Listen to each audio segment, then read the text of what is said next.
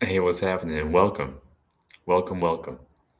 It's easy to make the best of good things. It's easy to make the best of getting your way. A baby can do that. Being warm and well fed and loved is very easy to do.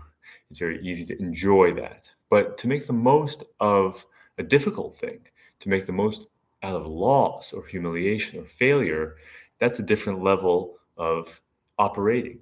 So if you're operating on a level where you can actually make the most of a bad situation, then you become powerful, you become valuable. If you can make the most out of something dangerous, if you can make the most out of fear or rejection, then you become higher than your conditions. You are operating larger than how the conditions are dictating that you should act. If something bad happens and you feel bad, that's natural. We're not going to blame ourselves or each other for that. But if something bad happens to you and you make the most of it, that is something else. That is a kind of mastery over conditions and mind. So triggers are what we're accustomed to. We are used to feeling bad when bad things happen and feeling good when good things happen. That's totally natural. It's a certain stage of development.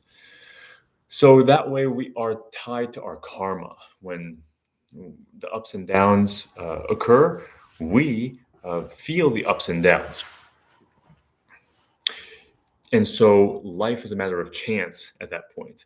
We are hoping nothing bad happens because we know if something bad happens, we're going to feel bad. And we're hoping something good happens because if something good happens, we're going to feel good.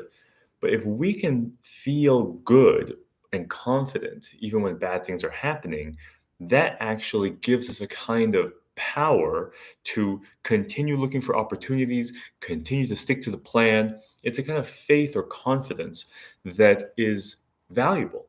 It actually improves our chances of success when we have confidence that we're doing the right thing and when we have confidence that even this failure is itself a learning experience and is making us stronger and improving our chances of success in the future.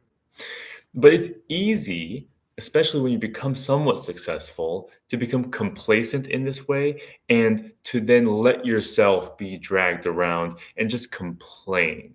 Complain of tolerance. When you complain about something and then you stop it there, are it's better than not complaining at all. If you're not complaining and bad things are happening to you, then that is a kind of a deadening your senses. You've sort of settled for less than you deserve and settled for less than what's possible. Complaining is actually the evidence that there's still a dream there. There's still ambition. There's still a hope that something can be better and some suspicion that things can be better. That's what complaining is.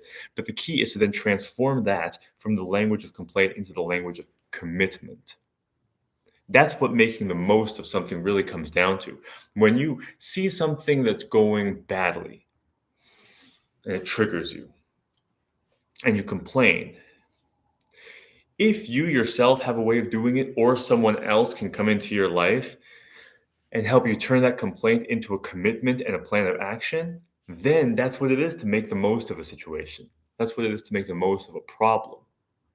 And so the more we can learn to do that, to go through that process of seeing how we're triggered and then moving on from a complaint into a plan of action, we actually align ourselves because now our it's not like we are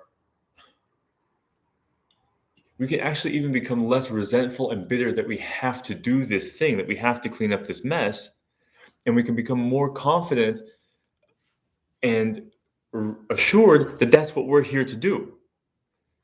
If you become proficient at cleaning up a certain kind of mess, solving a certain kind of problem, now you want problems because you know that you're there to receive them and to transform them, to heal them, to solve them for your good and for the good of everyone else. This is the power of the heart and the mind, and it can be ramified or reinforced by other people who are of like mind, which we can call a mastermind or a mutual admiration society, where people are pushing each other forward and up rather than pushing each other around or pushing each other backwards and down.